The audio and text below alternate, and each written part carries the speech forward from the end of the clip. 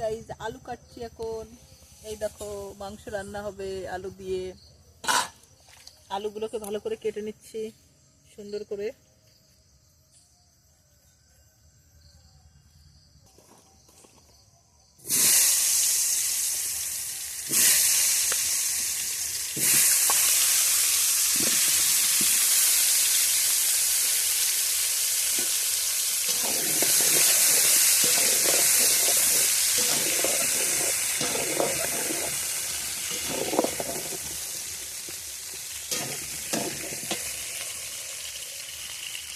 উঠে দাঁড়াও, এখন করে করলে হবে। উঠে দাঁড়াও করে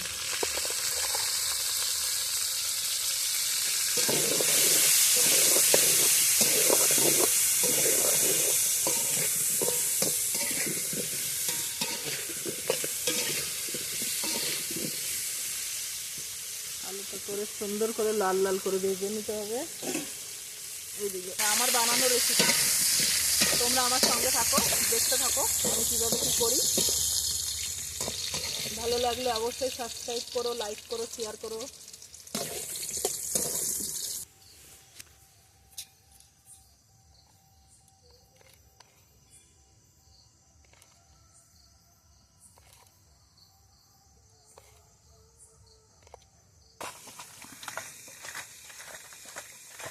গাইস, এটাকে খুব সুন্দর করে মাখাতে হবে। মাখিয়ে মাখিয়ে একে এমন করতে হবে, চটকে চটকে হালুয়া টাইট করে ফেলতে হবে। এরকম করে যত চটকে চটকে দেবে তত হালুয়া টাইট হবে, আর তত তোমার টেস্ট হবে। মশলাটা ঢুকবে এটার ভেতরে। তারপরে যখন হালুয়া টাইট করা হয়ে যাবে, তখন এখানে মশলা দিতে হবে। আমাদেরকে মশলা দেখো গাইস, দেখো মশলা এখানে লঙ্কা, পেঁয়াজ, রসুন, আদা, জিরে, আর হলো বাদাম। একটা ট্রেনে একটা 5 টাকার বাদাম পাওয়া যায়, জানো তো? ওই বাদাম বাটা, আর হলো 1 প্যাকেট আমুল দুধ।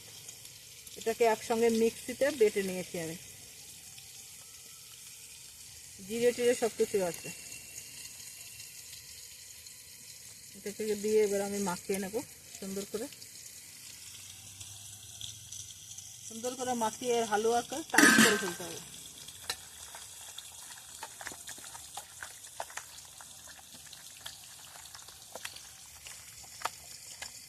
আমরা আবার অনেকে আছে পেঁয়াজ ভাজি করে দিয়ে, মানে কড়াইতে ভাজি করে দেয়। আমরা আবার পেঁয়াজ ভাজি করে দিই না, আমরা পেঁয়াজ রসুন সব একসাথে বেটে দিই। পেঁয়াজ রসুন সব বেটে দিই।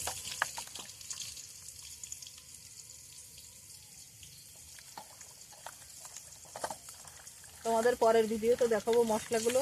আজকে অনেকটা রাত হয়ে গেছে তো, তার জন্য মশলাগুলো একসঙ্গে বেটে ফেলেছি, তাই দেখানো হলো না। পরে আবার এরকম অনেক রেসিপি হবে তোমাদের, তখন আমি দেখাবো মানে এটার ভিতর কী কী দিলাম চিকেনটার ভিতর।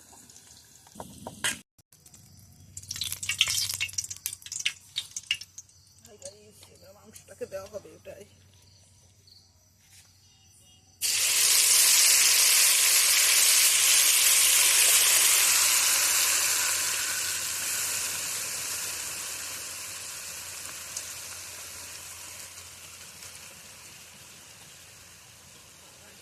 ঝাঁজ না, চোখে জ্বালা দিচ্ছে।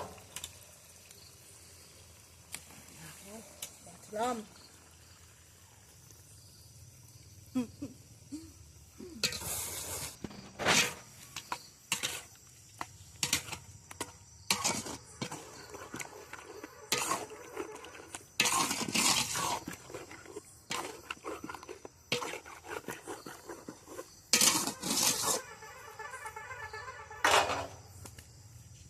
সুন্দর করে একে কষিয়ে নিতে হবে, কষিয়ে কষিয়ে হালুয়া টাইট করে ফেলতে হবে।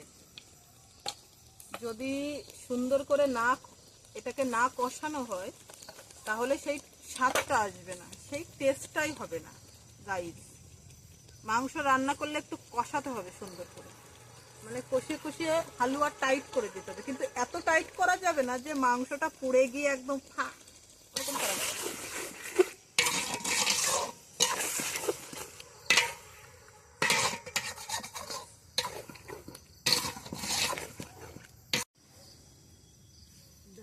হাই গাইস, এখন আমি মাংসটার ঢাকনাটা তুলবো, দেখবো ওটা কেমন হয়েছে।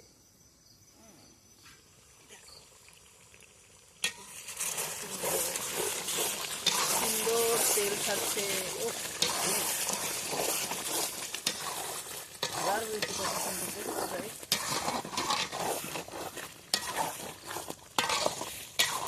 তোমরা অনেকে ভাবতে পারো যে মাংসের ভেতর আমুল দুধ দিয়ে খাই, এটা আবার কেমন লোক। কিন্তু আসলে কি জানো গাইজ, টেস্টের জন্য আমি সব করতে পারি। আমুল দুধ দিয়ে আর পোস্ত বাটা যদি দেওয়া যায় গাইজ, দেখো গাইজ সেই সেই টেস্ট গাইজ। এই দেখো গাইজ, আমি আবার মাংস বড় বড় পিস খাই, ছোট পিস খেতে পছন্দ করি না। দেখো মুরগির মাংস যদি ছোট ছোট করি না, তাহলে মাংসটা কি হবে জানো, যেমন কষি আমি হালুয়া করব তেমন কষানোর পরে না একদম খুলে যাবে। ওর জন্য আমি একটু মাংসের পিসটা বড় বড় করি।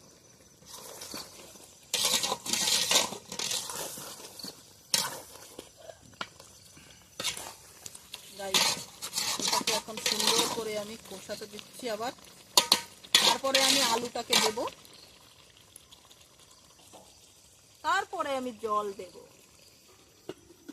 আর একটু কষিয়ে নিই, তারপরে এই জলটাকে দেব। এই যে মশলা দেওয়া জল আছে এটা। তারপরে আমি সঙ্গে থাকো, সব কিছু দেখতে পাবে।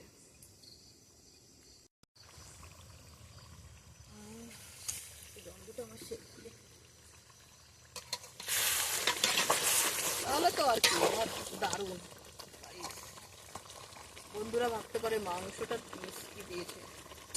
মুরগির মাংস একটু যদি বড় বড় না হয় ভালো লাগে না, একে হালুয়া টাইপ করতে পারা যায় না, বুঝলো তো। কাঠের রান্না তো কি বলবো গাইস তোমাদের, কাঠের রান্না তো কোনো তুলনাই হয় না, অতুলনীয় যাকে বলে। আলু দিয়ে দিলাম,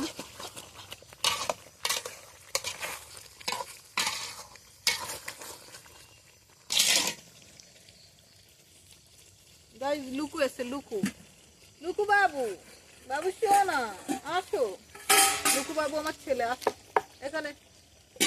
লুকু বাবু আসো, চেয়ারে বসিয়ে দাও লুকু বাবুকে। হ্যাঁ ও কেন ভাই, কেন কেন বসছি, কেন ওখানে বসবে না, ও আমার কাছে আসবে যাতে আমি ওকে মাংস খেতে দিই। হ্যাঁ আসো এইদিকে, এইদিকে বাবু, এইদিকে আসো। লুকু বাবু ছেলেটা, সোনার ছেলেটা। লুকু বাবু, ও বাবারি, ও বাবারি, ও বাবারি, ও বাবারি, ও বাবারি, কি করছে এটা লুকু বাবু? গাইজ এই লুকু বাবু আমার ছেলে। লুকু বাবু ভালো ছেলে, দুষ্টু করে না ও। ও আমার নকল টাইগার গাইজ। নকল টাইগার পড়ে গেছে গাইজ, দেখো আমার নকল টাইগার পড়ে গেছে গাইজ। এই দেখো আমার নকল টাইগার। নকল টাইগার মাংসের গন্ধ পাইছে আমার নকল টাইগারটা, দেখেছো গাইজ? এটা আমি খুব ভালোবাসি, এ আমার নকল টাইগার। ইয়েস, চলো গাইজ এবার জলটা দেওয়া যাক। হয়ে গেছে, জলটা দিয়ে দিই। জলটা দিয়ে দিলাম। ওই দেখো জলপাই পড়েছে, জলপাই জলপাই বলছে আমি যাবো মাংসের ভিতরে। গাইজ জলপাই পড়েছে, জলপাই গাছ আমাদের এখানে। দেখো বন্ধুরা এটা কত সুন্দর জাল হচ্ছে, আওয়ার জন্য দেখা যায় না ক্যামেরাতে। ধোয়া ধোয়া, এই দিক থেকে ধরতে হবে ক্যামেরা।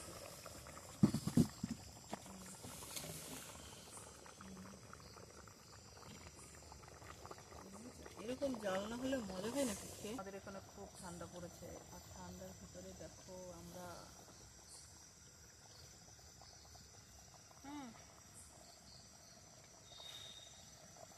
খুব ঠান্ডা পড়েছে আমাদের এখানে। দেখো না আমরা সোয়েটার ফোয়েটার পরে আছি, ঠান্ডা। ঠান্ডার ভিতরে মাংসটা জমে যাবে, জমে পুরো ক্ষীর গো, জমে ক্ষীর হয়ে যাবে, জমে ক্ষীর।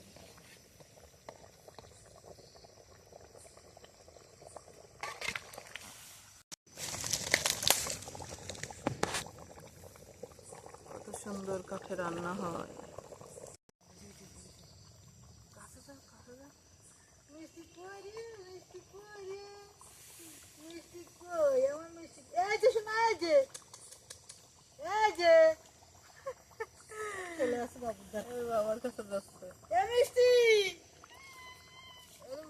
আসো তোমরা, এইদিকে আসো, মাংস খাবে, এই যে মাংকু মাংকু, আসো তুমি আসো, বাবলুকু ভালো ছেলেটা আসে। বাবলুকু ভালো ছেলে, বাবলুকু ভালো ছেলেটা, মাংকু খাবে। নিচে বসবা? ও বাবা, এখানে আসো, আসো এখানে আসো, আসো আসো আসো আসো, বাবলুকু ভালো ছেলে, আসো। আচ্ছা বাবু, ও বাবা, পরিষ্কার জায়গায় গিয়ে বসবে, জঙ্গলে বসবে না ও।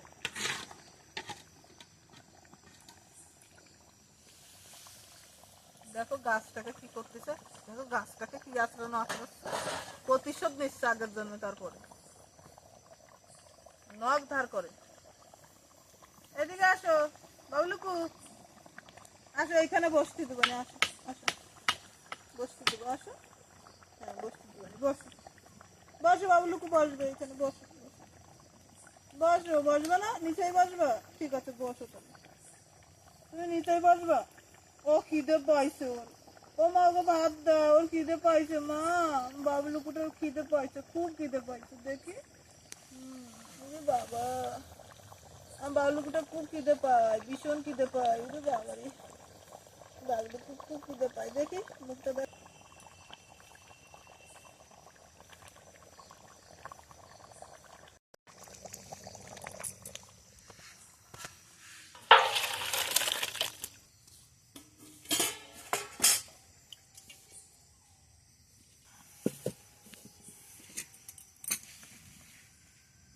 এবারে রান্না হবে না, এবারে ফোড়ন হবে।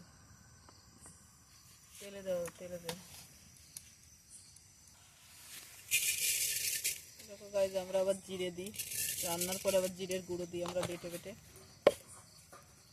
জিরে ভাজা করছে।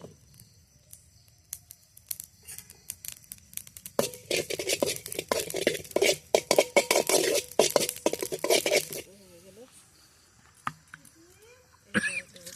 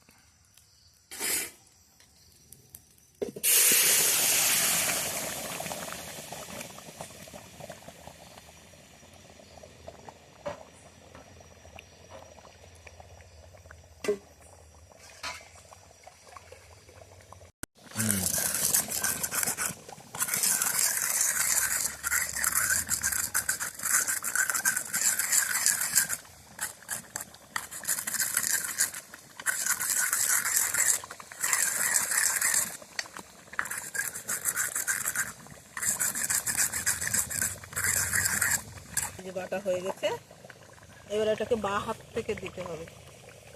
বাঁ হাত থেকে দিলে গন্ধ হয় ভালো, দিলে স্বাদ হয়।